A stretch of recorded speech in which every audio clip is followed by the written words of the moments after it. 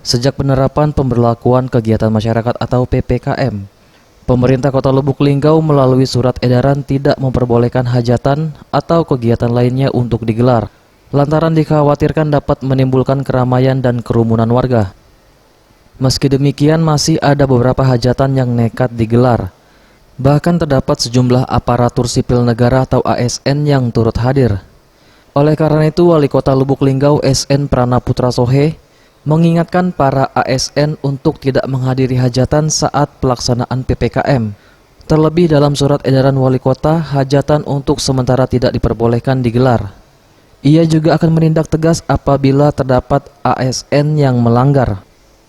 Penerapan pemberlakuan pembatasan kegiatan masyarakat untuk mengurangi mobilitas warga agar kasus penularan dan penyebaran COVID-19 dapat menurun.